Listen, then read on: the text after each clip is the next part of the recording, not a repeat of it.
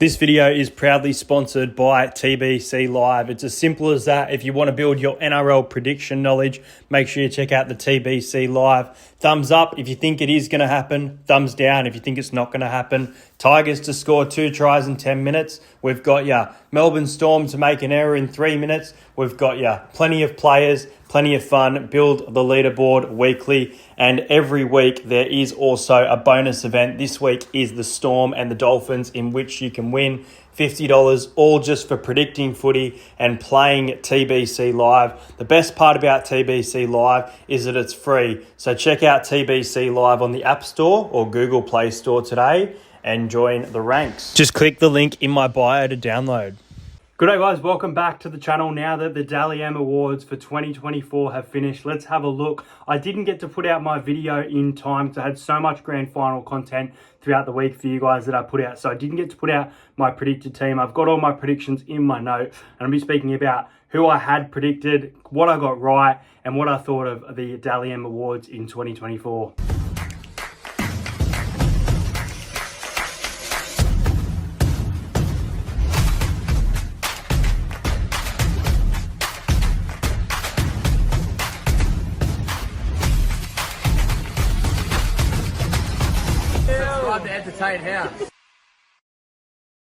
So let's start off with the fullback of the year. Now, in my predicted fullback of the year was James Tedesco. Dylan Edwards had a fantastic year all in all, but it was James Tedesco for mine that won the fullback of the year. Pappenhausen was good in a return from injury year as well, but Tedesco went to another level, and we'll obviously get to it, but that's the reason that he later on was part of almost stealing this year's Dally M, which I got right. On the wings for the Dally M, I did have Brian Toto and Zach Lomax. With Zach Lomax, I thought it was interesting because his form started to drop off in the back half of the year, just that little bit against the Dragons when they started to go out of that form when he needed to be at his best. He just wasn't, but the whole team wasn't. It wasn't his own sort of thing, and that for me worried, is he going to get that role? But his consistency throughout the season was still there and deserved. Brian Toto, he's one of the usual suspects, but once again, he was there, and that was who I picked.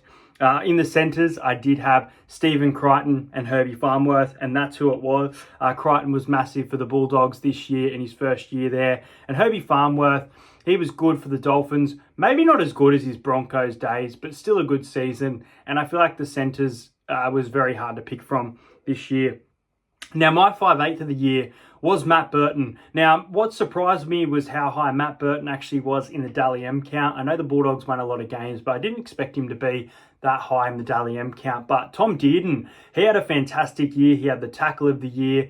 He played Origin in the absence of Cameron Munster. So there were some massive moments from him, and he deserves it. The year that the Cowboys had, probably the best Cowboys player of the year, if not Ruben Cotter, maybe. But yeah, massive year. I was a little bit surprised because my pick was Burton. But I mean, it's good to get something wrong, and congratulations to Tom Dearden. Halfback of the year was Jerome Hughes, and it wasn't even close. His form was exceptional. If not for Jerome Hughes, you'd probably say Jerome Luai. Jerome Luai is normally a 5/8, but I think in the 7 jersey, in the absence of Cleary this year, he was absolutely brilliant. And yeah, Jerome Hughes for me had an exceptional season in 2024.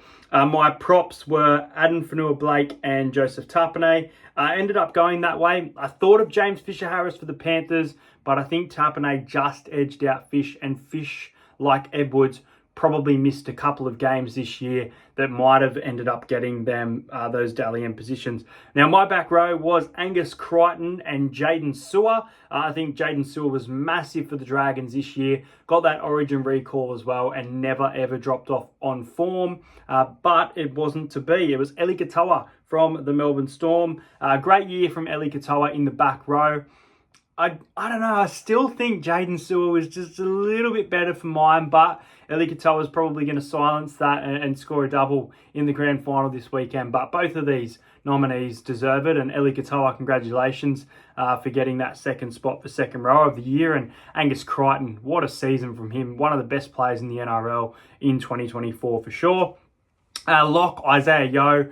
I think it's a no-brainer. Big year from Isaiah Yeo. I expected him to be higher in the Dally M count as well. I expect him to be about 7th, but I think he was pretty far behind. I think he was like 11th or something from what I saw. But yeah, I got a few of those wrong. I got the back rower wrong and the 5/8 wrong. But overall, pretty good picks from what I was thinking the Dally M team of the year would be. When some years I've been like, wow, I got that wrong, didn't I?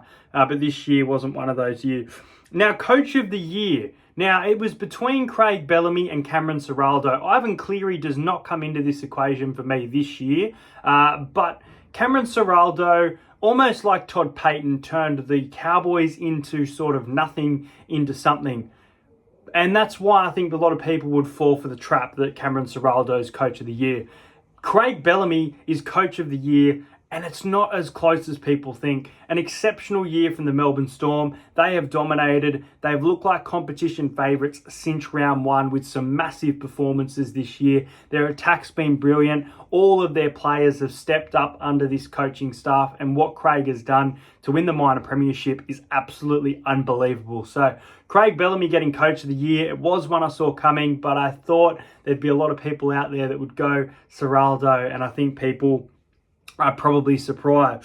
Now, as for the Dally M top 5, I just need to get the list up of what the actual top 5 ended up being, because it was a little bit surprising there towards the end. But my predicted top 5, I'll just get the actual leaderboard. We obviously know the top 2 because they're the main one that was sort of speaked about.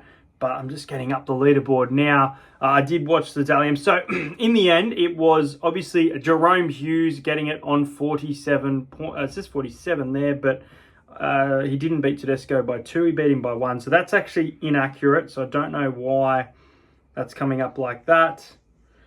For some reason, when you Google the leaderboard, it doesn't come up as full. Let's have a look if this one is. Here we go. This is it. Jerome Hughes on 62 with James Tedesco on 61. My prediction was Jerome Hughes. I didn't have a number with James Tedesco in second place. Now, my third pick for the Dally M was Angus Crichton. I thought he had an exceptional season. Angus Crichton actually wasn't even in the top 10, and that's probably purely because of some Tedesco brilliance. Maybe Tedesco got a little bit too many votes, but Angus Crichton gets that recognition in the back row of the year anyway. And we saw the back rowers can get points. Olivia Kernick won the NRLW Player of the Year from the back row for the Roosters. Now, in fourth position, I did have Tom Trbojevic, and Tom Trbojevic ended in fifth. So, fourth. No, he did have fourth. Third was Daly Cherry Evans, which actually surprised me a little bit. His form was great this year, but I don't know if it was man of the match sort of performances, and Turbo was really turning it on in those last couple of rounds in his return from injury, leading this Manly side around, and I expected him to be right up there. Isaiah Yeo actually did finish in 7th, so I was kind of close there.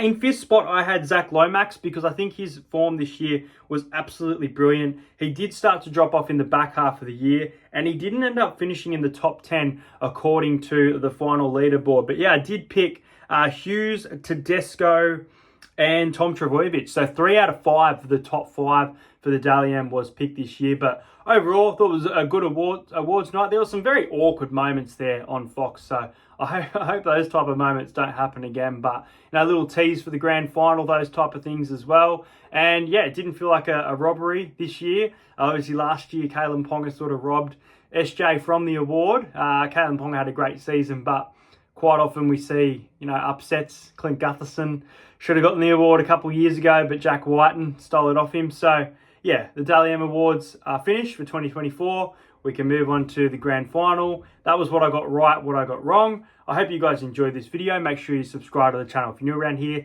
at 5,000 subscribers, I will be giving away an NRL membership. And also, guys, make sure you check out TBC Live ahead of this NRL grand final for your chance to win some cash. So thanks for watching, guys. Let me know your comments about the Dally M's, and I'll see you guys later.